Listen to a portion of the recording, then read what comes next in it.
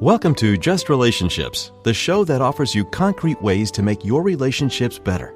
Whether it's your boss, your spouse, your children, or your friends, the quality of your relationships in life directly affects how you feel about yourself and the success you achieve. Your host, Dr. Duffy Spencer, a psychotherapist, telecoach, author, and seminar leader, will interview top experts to help you learn to manage this essential part of your life. And now, here's your host, Dr. Duffy Spencer. Greetings to you. How happy are you?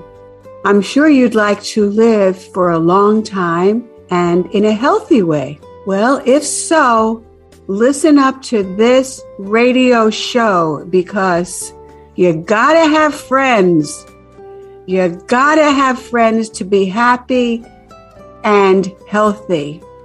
I am so thrilled to introduce to you my friend, Dr. Jan Yeager, who is an incredibly prolific author, and we taught together at New York University, New York Institute of Technology.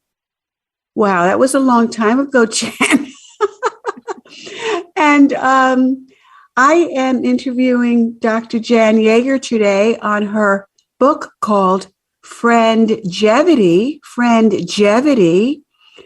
which is her coinage, brilliant coinage, making and keeping the friends who enhance and even extend your life. Welcome back to Just Relationships, Dr. Jan Yeager. Oh, thank you, Dr. Duffy. It's so great to be with you again. So great to be with you. I miss you when I'm not seeing you, but we've stayed in touch all of these, almost 50 years? Decades. 4 decades. Yes, 4 decades. So I am so impressed. We are both sociologists. And of course, I love reading you. I love reading your sociological research. And you are a friendship expert. So tell me, Dr. Jan Yeager, how come you decided to become a friendship expert? Well, it's very interesting because right before I focused on friendship, I was studying crime and victims, and that's another area of my expertise. We'll have to do another show on that. Yeah. But I wanted a break from that. And also, I was single at the time, and I had just broken up with someone, as many single people do. And I was asked to write a book on singles, which was published, called Single in America. And in the interviews with various singles, the one thing that came through loud and clear was, if you want to have a life, you need friends, because you don't know what's going to happen with your romantic life.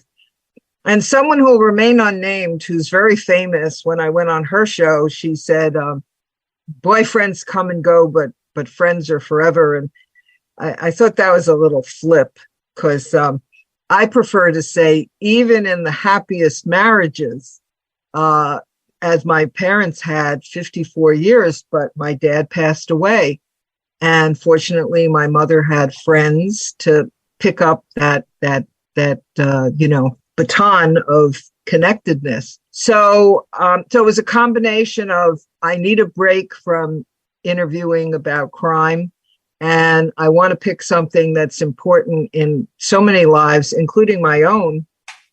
And that's what started me on this path. And my dissertation was on friendship, and it led to the 3 books that are now in over 30 languages. Wow. It just goes to show you, Jan, Dr. Jan, how important friends are in a person's life. I just want to say, just laying out a sociological sketch here, that friends are a voluntary relationship. I think you called it optional in your book, Friendjevity. And certainly when we look at voluntary relationships, we look at marriages as well. Right. Unfortunately, many people can stay married not voluntarily because of status quo, finances, children, whatever. But friendships are pure voluntary relationships. Once in a while, you have something obligatory toward a friend. I'm not talking about being a good friend. I'm talking about, oh, I have to see her or him for old time's sake. Yeah, that does occur.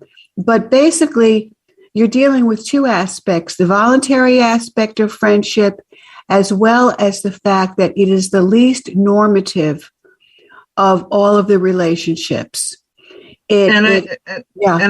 Sorry to interrupt you, but I want to share that one of the reasons I think my research has so resonated with people is that early on in the early 1980s, when I started to research it as a sociologist, so much of the early work wasn't valid because it was by men and they just called it a friend.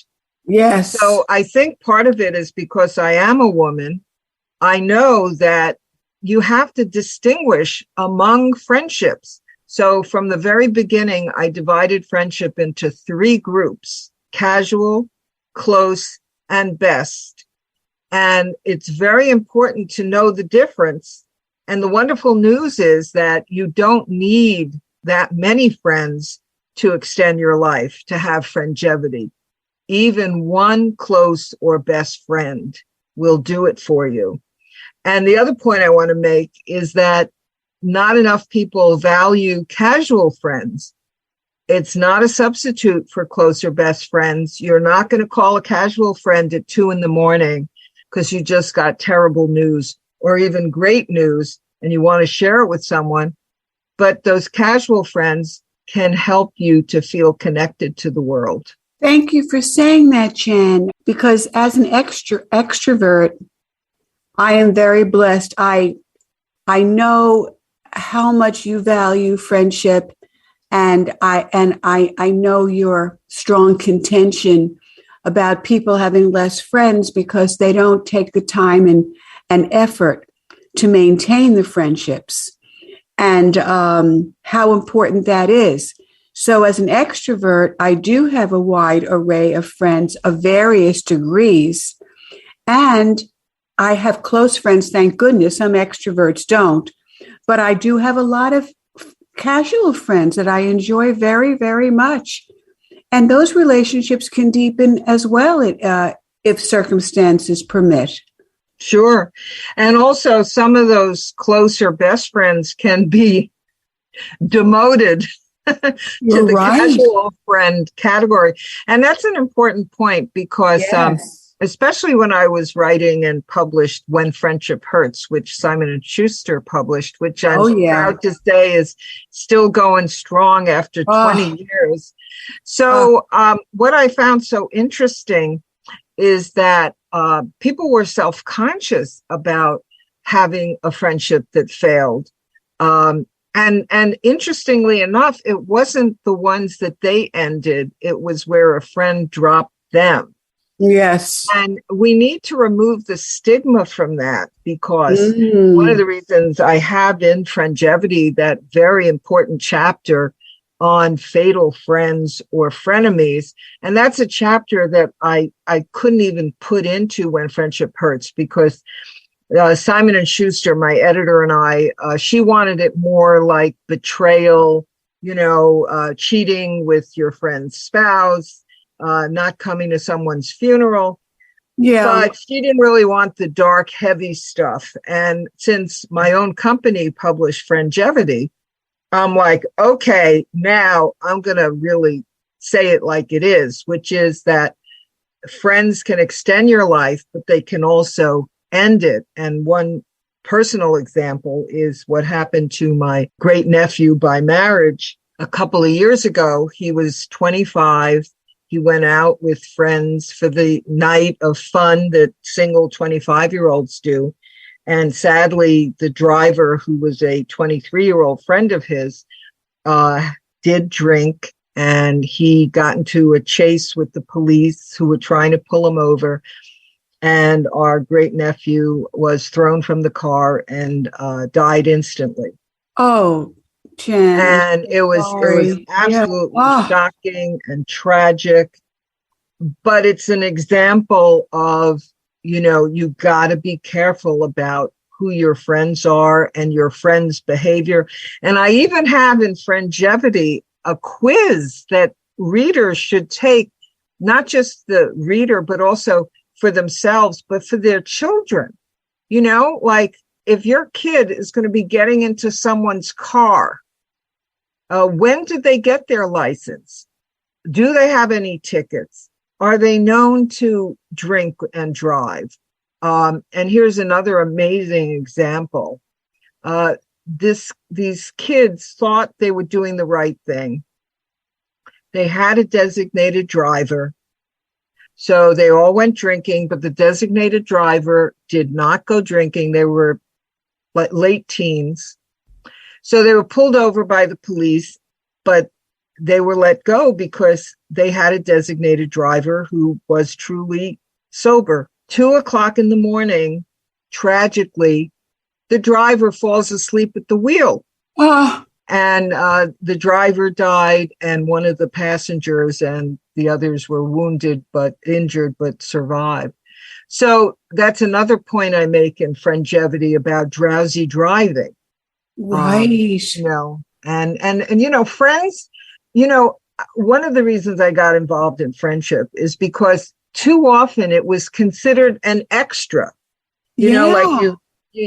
okay, it's something you do in between boyfriends or husbands. And, it's the training ground for later important relationships. Yes. But friendship is a powerful, important relationship in and of itself. And here's another example. I'm sorry to interrupt you. Oh, no, not at all. I'm so excited about doing our interview. Yeah. I recently got I'm teaching a course in family, and I recently got a couple of potential textbooks because I haven't taught the course in a while, so I wanted to have a more up-to-date textbook. I could not believe that in a course on family, I didn't find the word friendship in the index.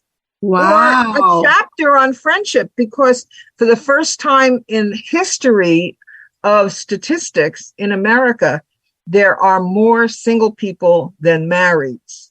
This is a big change. Those single people, they need something to have an anchor in their lives, and that is friendship. So this is nationally, Dr. Jan Yeager, more singles than married folks. That's right. In America today. Yeah. And that includes, contract, that includes cohabitation. But the statistics are that a lot of cohabitation does not have the longevity of marriage. But it's an important statistic. And we also know that marriage is being postponed, which may not be a bad thing, because my first marriage at 20 was a disaster. And I became single at 23 and met the love of my life when I was 35. Knock wood, living longer. But once again, you need some stability throughout those years. And what I love about researching and talking about and coaching on friendship is that because no one really understands friendship or has been taught about friendship. Everyone says marriage is hard. You have to work at it. No one said that you have to work at friendship. Yes. You are so brilliant, Dr. Jan Yeager. Oh. That's why we're friends. Yeah. Admiration Society. That's right. But that's a good point because, I have quizzes in Friendjevity, and one of them is, how do I know if someone's a good friend, or how do I know that I need to move on from this friendship? And part of it is that, like with my best friend, Joyce, she laughs at my jokes and, hey, that's important to me because at the point we met years ago, I was seen as this studious, serious type. And she saw that side of me that I want people to see. So, I find friendship very exciting. But, as we talked about, there's also the potential downside that people have to know about, not only about themselves, but their spouses, their romantic partners, their children, their teens. I mean, I remember years ago, I was dating, before I met my second husband, a man whose best friend's girlfriend's son got into some bad stuff with friends. And she was advised to literally, she was from France, to literally move back to France with him and get him out of that environment because, there was a lot of bad stuff going down. So sometimes parents have to do dramatic things like that. Yes. I think your point is so well taken, Dr. Jan. The importance of friends, the gravitas of friends. And with any intimate relationship, intimacy hurts too. We need intimacy to survive. It's like oxygen, like love. And it also hurts. We've healed through intimacy. We've been hurt through intimacy. And yes, I find many people quite flighty and either take their friends for granted or they don't give it enough attention, their friendships enough attention, and follow through. And you address that too. How to be a good friend. Yeah. Yeah.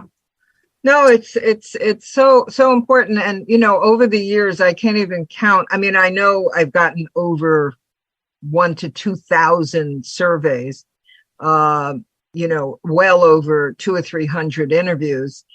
And out of all of that data, I can count on one hand the number of people who have said to me, how can I be a better friend? Yeah. The tendency is to complain about how your friends disappointed you.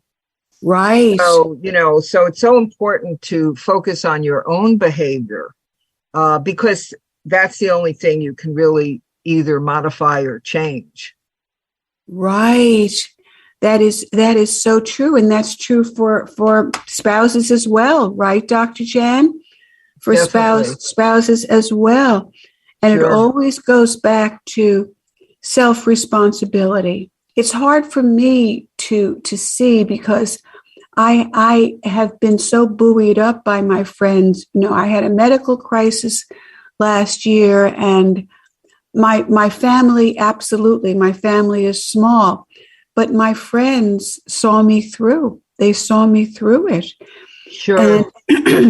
And we really want to substantiate that and give it, as I said, more gravitas. And yet so many people do not have a lot of friends or even one close friend, as you were saying. Sure. What about creating a friend? I know, or developing a friendship. I know that you talked about a myth that it's not true that older people cannot make friends. Right.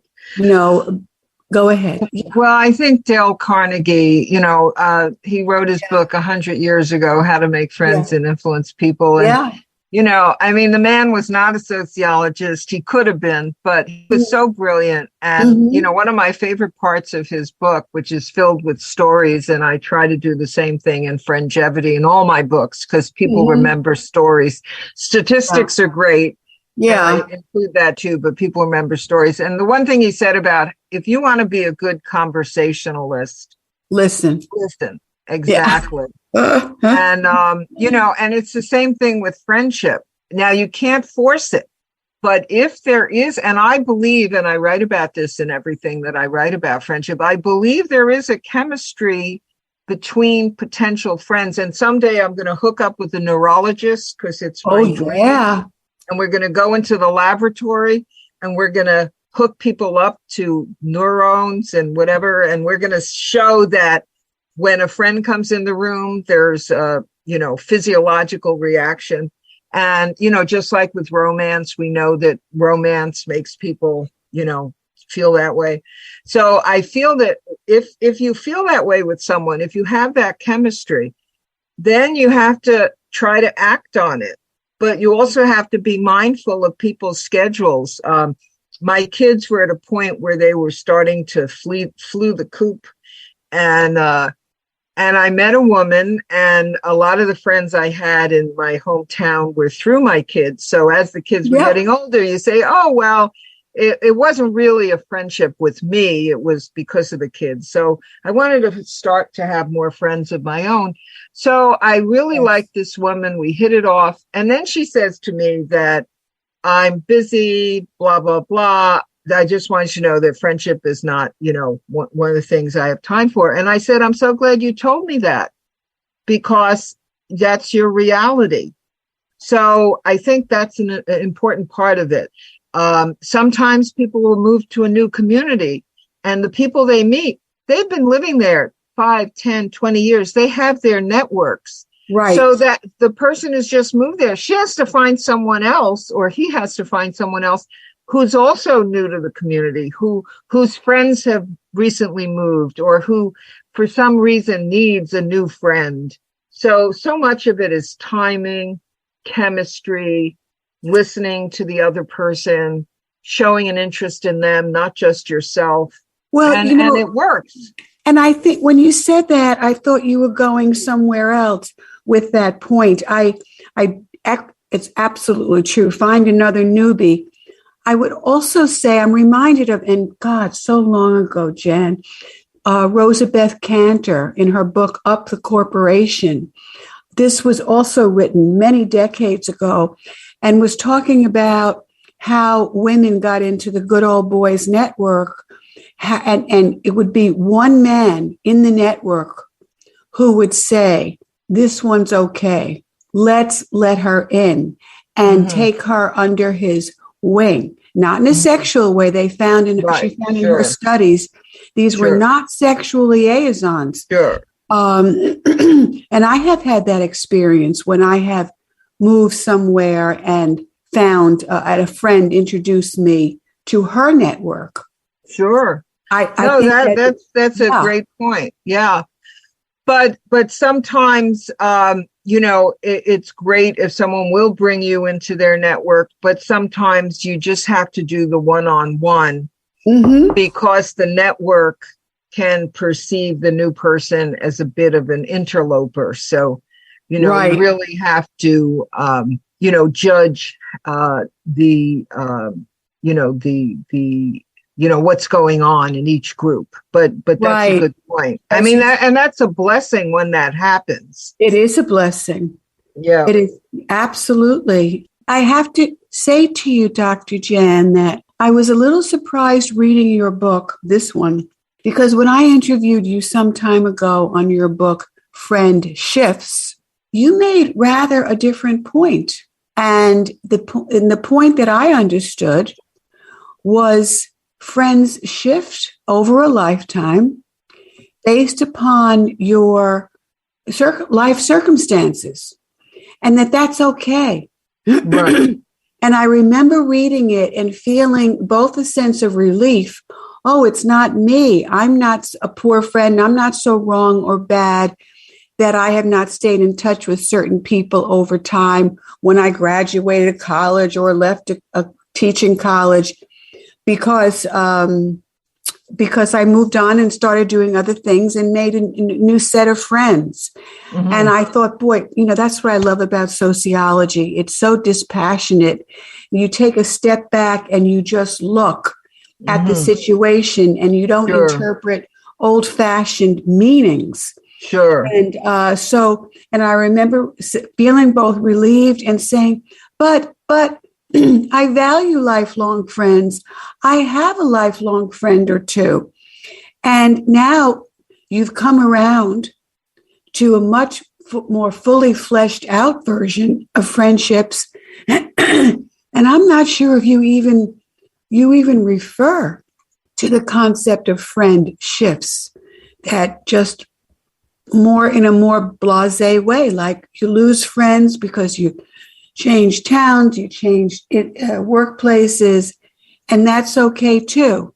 Oh, yeah. Well, going to my index, unlike the family textbooks, which don't have friendship in it, You'll find in Friendjevity many references to friendships, the book, and also the concept going to even page 1, so I definitely talk about friendships.